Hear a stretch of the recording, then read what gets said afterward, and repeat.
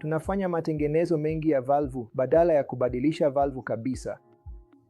Kwa hiyo, kimsingi kwenye moyo tuna valvu 4: valvu ya mitral, valvu ya aorta, valvu ya tricuspid na valvu ya pulmonari.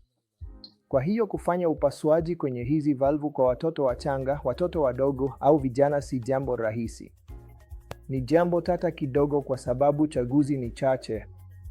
Kwa hiyo, kwa watu wazima, kwa mfano tukifanya upasuaji kwenye hizi valvu, tunakuwa na chaguzi za kubadilisha valvu, lakini kwa watoto, chaguzi ni chache kwa sababu saizi za valvu zinaweza zisipatikane. Kwa hiyo tunaweza kulazimika kufanya matengenezo ya valvu. Kwa hiyo tunafanya matengenezo haya mara nyingi, hasa kwenye valvu ya mitral na aorta. Faida nyingine ya matengenezo haya ni kwamba watoto hawahitaji kutumia dawa za kupunguza damu kuganda, ambazo ni muhimu sana tunapobadilisha valvu. Hiyo ndiyo faida ya kutengeneza valvu badala ya kubadilisha.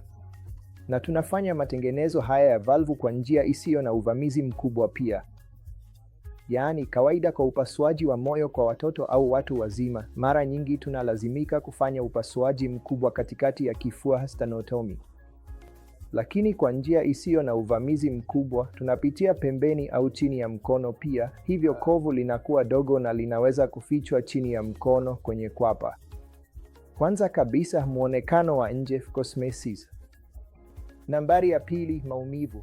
Maumivu ni kidogo sana kwa njia isiyo na uvamizi mkubwa. Nambari ya tatu, kupona. Kupona ni haraka sana ukilinganisha na njia ya kawaida. Hizi zote ni faida za upasuaji wa moyo wa watoto kwa njia isiyo na uvamizi mkubwa. Kwa hiyo, upasuaji wa moyo kwa watu wazima kwa njia isiyo na uvamizi mkubwa tayari ni eneo lililoimarika na limekuwa, lakini kwa watoto bado ni eneo linalokuwa, na sisi tunatoa upasuaji wa moyo wa watoto kwa njia isiyo na uvamizi mkubwa kwa watoto.